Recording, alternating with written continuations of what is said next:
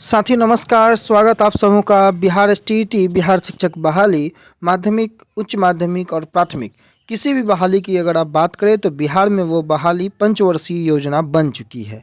STET और plus two के बहाली में अभी और पेंच बाकी है। किस पत्र से अभ्यर्थी परेशान हो गए हैं, आपको पता है कि लगातार विभाग के माध्यम से पत्रों का जो सिलसिला है वो चलते रहता है। जनवरी में प्रक्रिया पूरी हो जानी है और सातवें चरण की उम्मीद अभ्यर्थी कब तक लगाएं, सारी विषयों पर हम लोग वन बाई वन चर्चा करेंगे।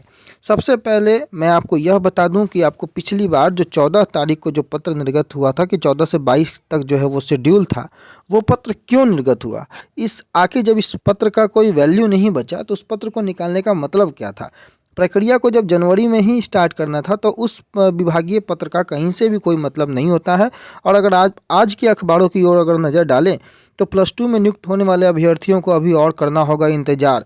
यानी कि ये बातें चल रही हैं माध्यमिक और उच्च माध्यमिक, यानी कि आप कह सकते हैं एसटीईटी को लेकर के, कि अभी जो एसटीईटी की जो बहाली होनी है 30,020 और जो 2,000 समथिंग सीट जो बढ़ी थी, उन दोनों की जो बहालियां होने वाली हैं 10 दिसंबर तक सभी माध्यमिक और उच्च माध्यमिक नियोजन इकाइयों में जो रिक्त पदों के विरुद्ध जो आवेदन आए हुए थे उन पर मेधा सूची का निर्माण और उस पर जो सक्षम प्राधिकार हैं उनकी मुहर लगनी थी, लेकिन अभी भी उसकी प्रक्रिया शुरू नहीं हुई है। कारण क्या है? प्राथमिक की बहाली की प्रक्रिया अटकी हुई है, उनका शेड्यूल निरस्त किया गया तत्काल प्रभाव से। उसके बाद अभी उनका शेड्यूल आना बाकी है, उसके बाद ये प्रक्रियाएं शुरू होगी। इसलिए यहाँ पर अखबारों ने लिखना शुरू किया है कि प्लस टू में नियुक्त होने वाले जो अभ्यर्थी हैं उनको अभी और इंतजार करना पड़ेगा, माध्यमिक हो उच्च माध्यमिक हो। ये पत्र का निर्गत हुआ था रंजीत कुमार सिंह, आपको पता है कि पूर्व में ये प्राथमिक निदेशक थे प्राथमिक शिक्षा के, और अब ये पंचायती राज विभाग के निदेशक हैं। और इनका ये जो विषय है आप यहाँ पर देखेंगे, अभ्यर्थी यहाँ पर परेशान है कि बिहार पंचायत आम निर्वाचन 2021 में घोषित निर्वाचन परिणाम के आलोक में 15 जनवरी 2022 तक वार्ड सचिव हो या फिर आप वार्ड क्रियान्वयन एवं प्रबंधन समिति हो, उनका गठन पूर्ण किए जाने के संबंध में यह पत्र निर्गत किया गया है 15 जनवरी 2022 तक। शपथ के कारण ही ये सारी प्रक्रियाएं डिले हुई हैं। और अभी जो प्रबंधन समिति है उसके क्रियान्वयन की प्रक्रिया अगर 15 जनवरी तक चल रही है तो आप इस पत्र को पूरा पढ़ेंगे, आप समझ सकते हैं कि प्रक्रिया जो है जब जनवरी 15 तक यही प्रक्रिया अगर चलेंगी तो बाकी शपथ कब होगा। हालांकि रंजीत सर का एक ऑडियो वायरल हुआ है जिसमें उन्होंने कहा है कि हाँ दिसंबर में जो है प्रक्रियाएँ पूरी हो जाएंगी, हालांकि कहा नहीं है, उन्होंने सहमति जताई है। देखना होगा कि आगे इस प्रक्रिया को कब तक विभाग पूरा करवाता है और शिक्षा विभाग कब इन सभी चीज़ों को लेकर के शेड्यूल नया निकालता है और नियुक्ति को लेकर के अभ्यर्थियों को किस ओर मूव करता है।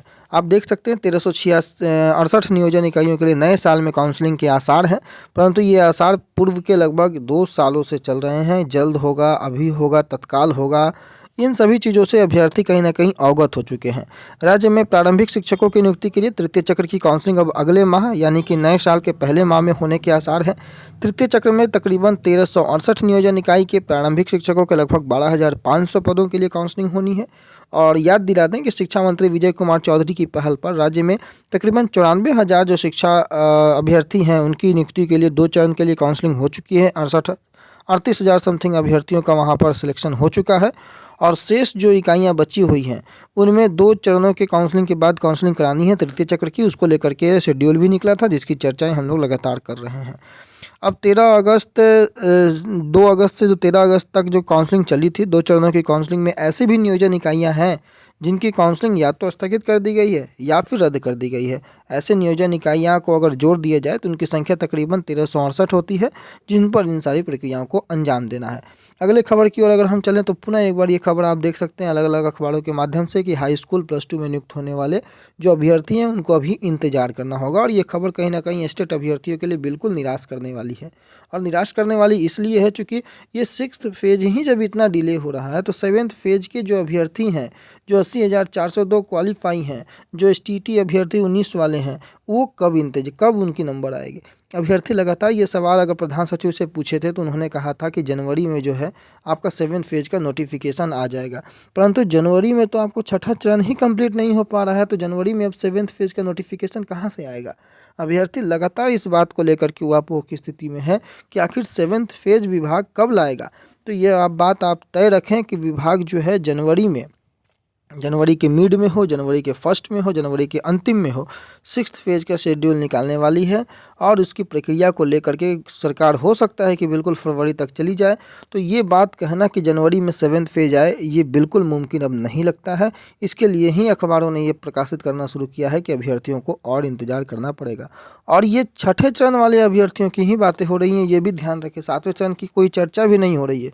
इसलिए मैं लगातार 7th फेज़ से क्या इंतज़ार कर रहे अभ्यर्थियों को एकजुट होने की अपील करता हूं 80,402 अभ्यर्थियों को कि आप एकजुट होकर के गवर्नमेंट पर दबाव बनाइए। कहीं पर स्टेट 19 की चर्चाएं नहीं हो रही है, ना किसी अधिकारी के माध्यम से, ना किसी अखबार के माध्यम से, ना मंत्री के माध्यम से। सभी लोग जो हैं वो छठे चरण के चक्कर में पड़े हुए हैं और छठा चरण भी कंप्लीट नहीं हो पा रहा। दुर्भाग्य की बात यह है। इसलिए अभी भी वक्त है, सभी को समझना चाहिए और 7th फेज किस प्रकार से आगे आए, तत्काल प्रभाव से विभाग पर, सरकार पर दबाव देना चाहिए। अदरवाइज सरकार विधानसभा सत्र से बचने के लिए और अपनी जवाबदेही टालने के लिए पत्र निकालते रहेगी।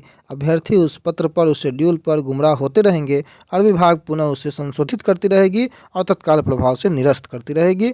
नौकरी किसी की नहीं हो पाएगी। ये चीज़ें अभ्यर्थी को समझनी होगी और एकजुट होकर छठे चरण को कंप्लीट करने की बातें हों या 7वें चरण को शुरू करने की बातें हो, एकजुट होकर एक प्लेटफॉर्म पर आकर के अपनी आवाज़ गवर्नमेंट के कानों तक उठानी होगी। फिलहाल के लिए इतना ही।